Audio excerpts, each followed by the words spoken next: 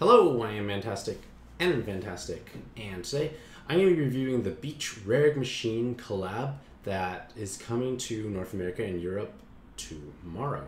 So, the Beach or Summer, which is occurring in fall collab, is one of the older ones in Puzzle & Dragons, and because of that, a lot of the cards have not aged very well.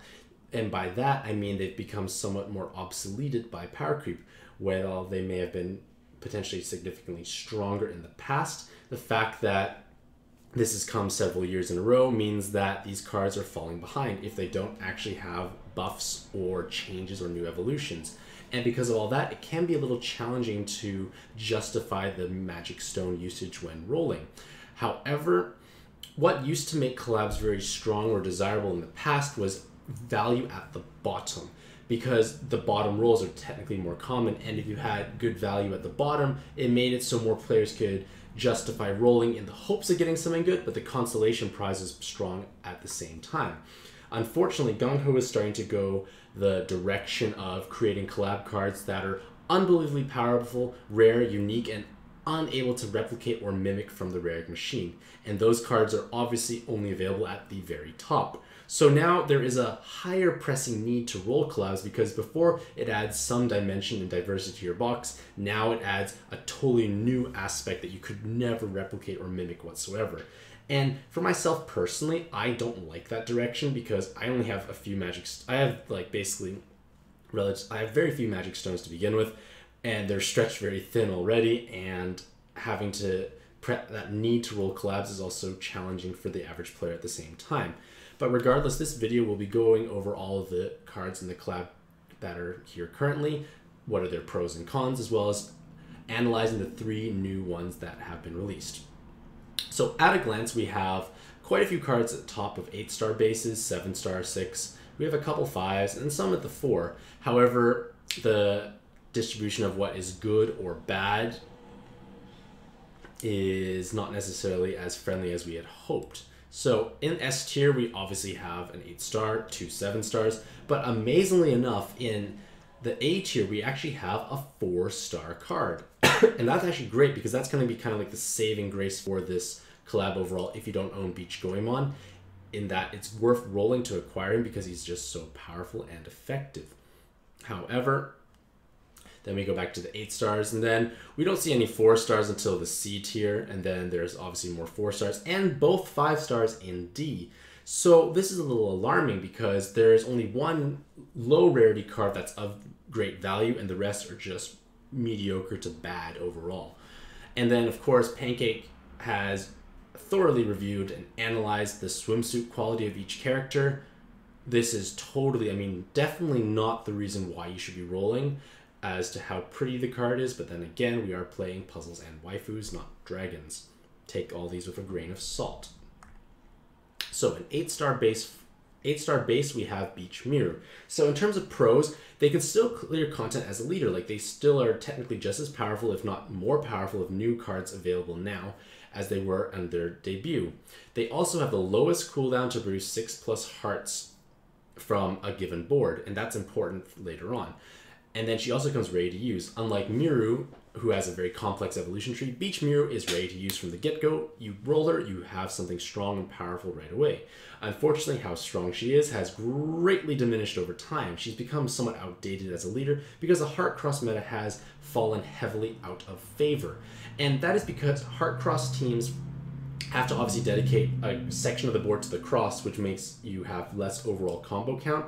It's going to be very orb hungry because you need 5 hard orbs plus your damaging element at the same time, usually in rows or TPAs, and usually lots of them, because technically their multiplier at their debut was massive, but now that multiplier is very tiny, and you're going to struggle to hit 10+ million damage without heavy active usage repeatedly over and over again. Now, because of all those factors, Beach Mirror is going to become less desirable to use compared to other current day options. However, she still can clear content. I still want to stress that she can clear content. She hasn't become weaker, we just have gained better cards to clear content with, as well as the fact that dungeons have progressed at such a rate that Beach Mirror will struggle to clear the brand new content that's presently available. Now, all that outwithstanding, Beach Mirror has actually found a brand new relevancy in endgame content, but only for very few niche players because Beach Mirror produces 7 hard orbs at random from any given board. Now, this is crucial for Cosmic Trinity farming where you need to utilize follow-up attack and damage void awakenings.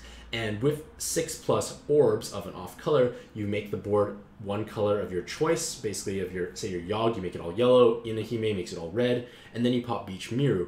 After you pop Beach Mirror, you are able to manipulate those 7 orbs into either a column to get the follow-up attack, into a 3 and then a space and another 3 down to get the box awakening, or if you don't even care for all those, you just make it optimal board for rows. Regardless, the point is you can create kill boards with Beach Mirror's active skill. Yes, you can replicate that with Weejass. Technically, you only need 6 orbs for that, but Weejass has a significantly longer cooldown, so certain teams for Yogg only have X number of skill boosts, and Beach Mirror will make it so you have the cards ready in time without any stalling whatsoever. So it's incredibly powerful for a super niche endgame content. So yes, it's going to be amazing for those few players, but most people cannot fully capitalize on this because not many people have Cosmic Trinity farming teams. Transitioning into Beach Claire. Pros, they have a 5-turn base cooldown. They have 3 unique killer awakenings, and it's all along with a unique combination of them. They can also equip Dragon and Devil Killers, which is technically one of the stronger ones currently available, and she's also hot. Unfortunately, her cons are she has both TPA and Row Awakenings, so they're kind of counterintuitive. She can't utilize both at the same time. And it's, to a certain extent, hard to fully capitalize on all 3 killers. She has Physical, Attacker, and Machine Killer. And she cannot actually equip Machine Killer, which should be a con as well. And because of that, it makes Machine is one of the more desirable killers to have. And because you can't further stack it, it's a little problematic. It's not the end of the world, but with Physical and Attacker, you may not have that many encounters that are going to need those, but it's nice to have. The fact that you have 3 allows you to cover many different bases, and because she has only a 5-turn base cooldown, you can easily inherit a beneficial active skill over top, and then you will have the ability to use that inherit, and then it might even recharge by the time you get to the later floors. So all that's making Claire quite powerful overall, and unlike the rare Machine one, she has a skill bind resist, which can be important for some teams or compositions. Beach Fujin is a brand new card released. Their pros are they have the damage void active skill like Fujin. It's basically Fujin's active actually, so it's great. She also has amazing awakenings. She can actually be used as a sub. Fujin is basically just regulated to an inherit. She can be used as a sub. She also has a relevant leader skill, and she has a Manta Ray. I think it's the first Manta Ray in all of PAD, which is cool. We're not going to look at her scantily clad outfit whatsoever. And her cons are she's an 8-star collab roll. Wow, a card must be really good if that's your only con. Like, wow. And to be honest, it's like a big wow. Beach Fujin is kind of almost everything you could really hope for in a card. You've got the Fujin style active skill, which is crucial for bypassing damage absorption encounters. Damage absorption includes things like Hera Dragon, Vishnu, Sopdet. It will not help you out against Noah Dragon, Zeus Dragon, or damage voids. It will also not prevent color absorption, so you must be understanding of where that occurs. It only works against absorptions, not void, not color absorptions. It's when you overkill something by a certain threshold and they're healed, that's when Fujin actives take effect.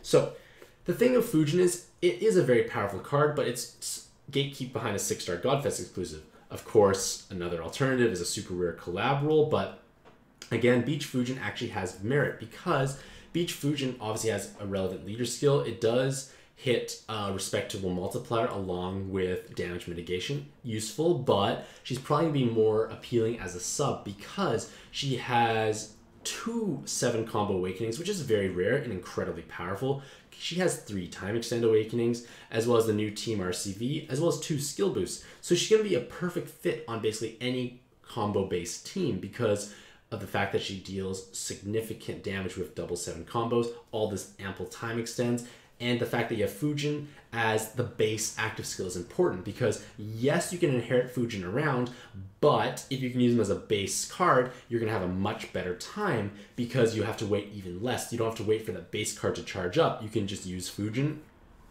as is and you're good to go. So this is a very powerful card to own, and it's going to be probably the top prize in my opinion for this collab overall because it just does so many things so efficiently. Beach Eshimali is the last 8-star in this collab. She has a powerful active skill. She has 7 Orb Enhance Awakenings and moves. Unfortunately for cons, Water lacks a very stellar 5 or 1 enhanced leader to fully capitalize on all that enhancement. And Sheet has a very similar, to a certain extent, competing active skill. So she's no longer that. She's not that unique by comparison. And she doesn't really fit very well on any current team. Yes, Water Orb enhances are useful, but TPAs tend to outshine it for the most part. Most water-based teams generally have enough damage as well. And it's just a little awkward to use overall. Like, I find it difficult to place her because also the part of the problem is Sheet exists, and you don't need Beach Shimali because Sheet converts light hearts to water as well as the hazards. Beach Shimali's wood hearts to water hazards removed as well as the 4-turn Skyfall buff. So it's not that unique, it's not that special. Like, yes, Fujin is the exact same skill, but Fujin does something so much better. And Beach Shimali will be mostly just used for that appealing Water Orb enhance. It's going to make things better, but she doesn't fit perfectly anywhere at this point in time. And that's why she's stuck at B. Beach Metatron is a C card. She's the first 7-star I'm going to review. She has a 4-turn base cooldown. She has 2 skill boosts and 2 skill bind resist, which is actually quite unique for a water team.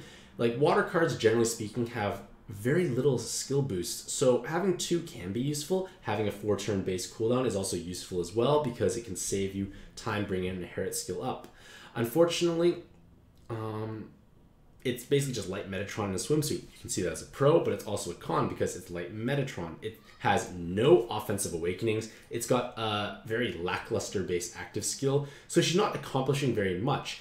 Like, yes, it could be a base for skill inheritance, but you may have better options otherwise. She has 2 skill boosts, 2 skill bind resist, but not everyone really needs 2 skill bind resist in this day and age. Andromeda kind of outperforms her in most regards, even though Wetatron has 1 more skill boost. Like, it's just awkward to play, so she's not excelling in any role, she's just kind of there.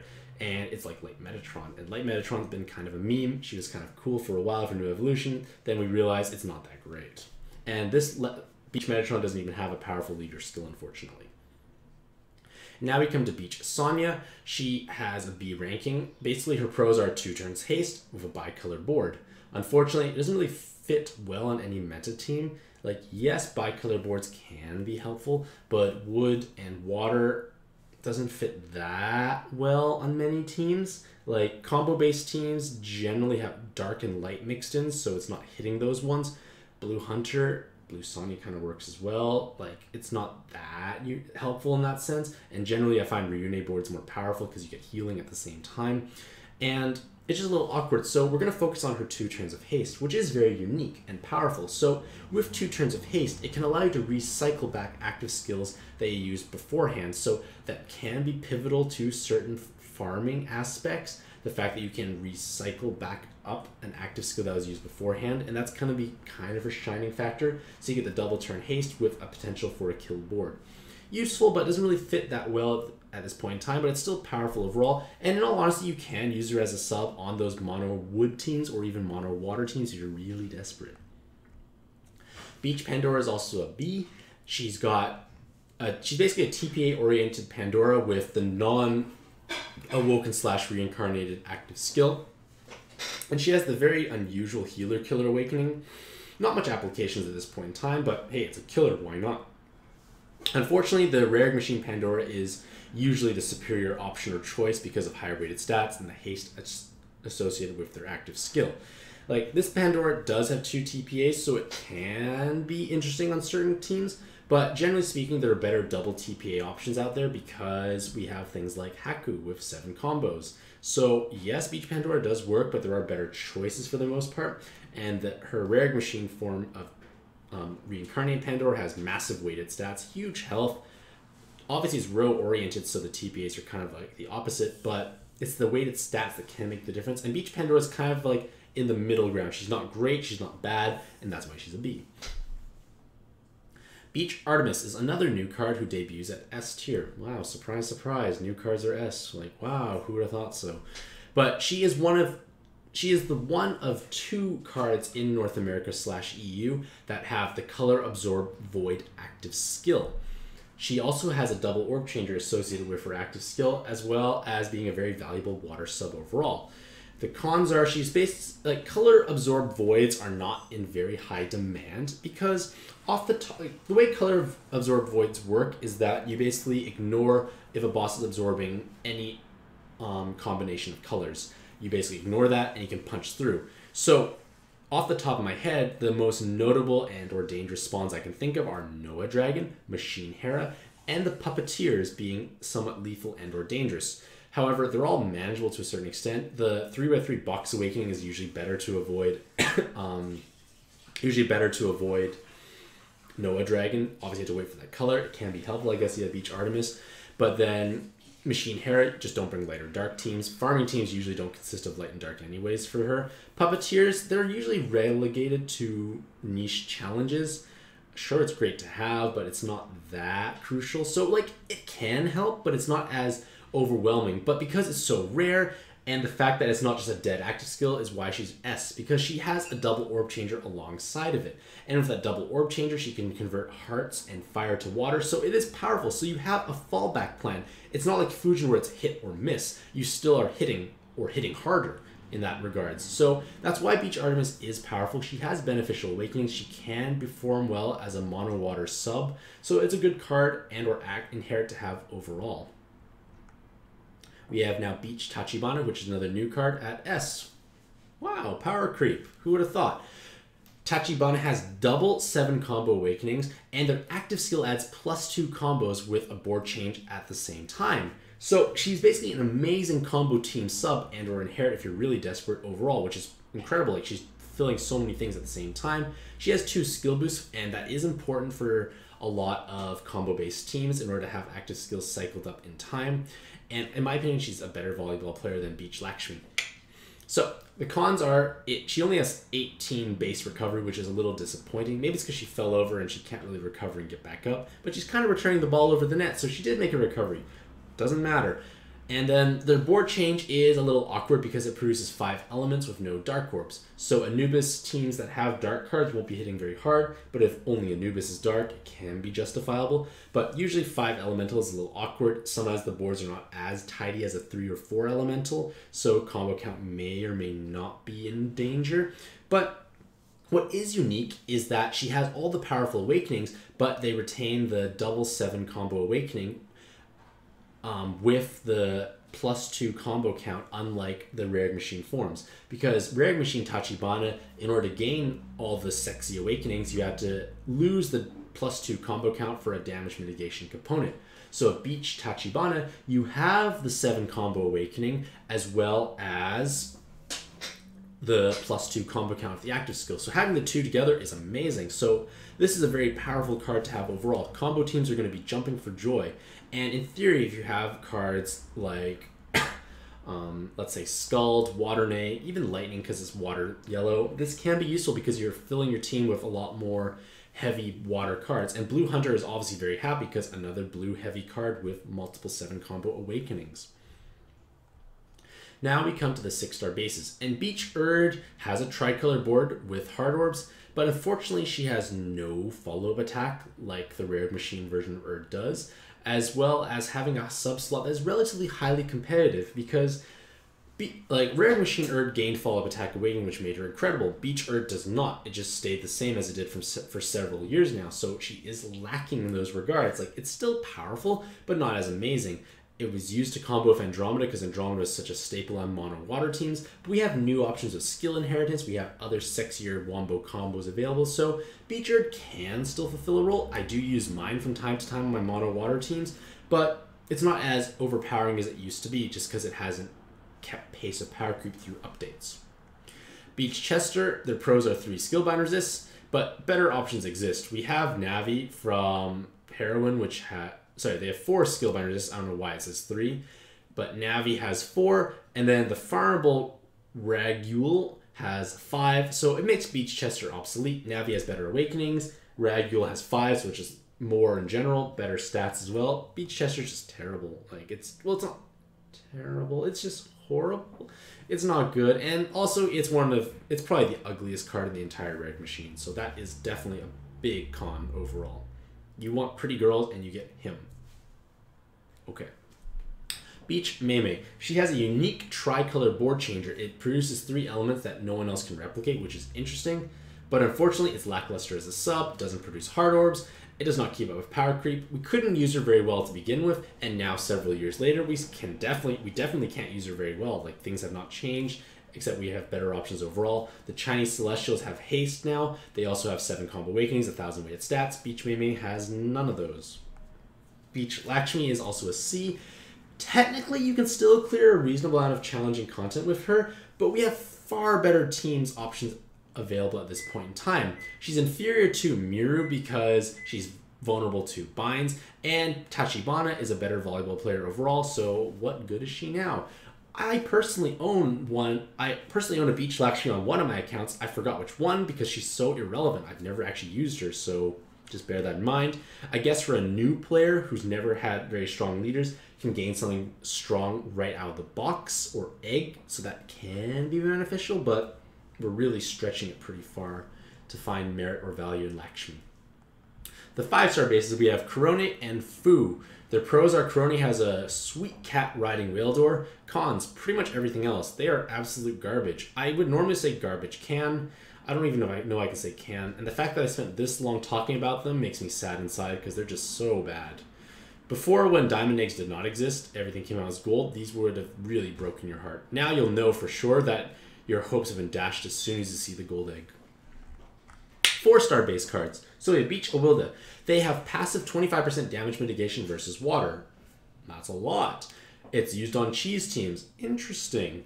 But for those who are lactose intolerant or don't run teams with the green puppeteer, it has no value, but the fact that it can help comprise stronger cheese teams means she's kept out of the D category. Basically, the cheese strategy is you run double Neptune, you change the boss to water, you have 100% damage reduction against water. You don't die, but it's very slow and grindy. Beach Goemon is A, and he is the shining star of the bottom lower rarity because you'd rather get him than the 5 stars, like hands down. Even some 6 stars, like Beach Goemon is great because he produces a full board of fire orbs. You could have 2 skill boosts as well as being a 4-star card, so he should be relatively easy to acquire.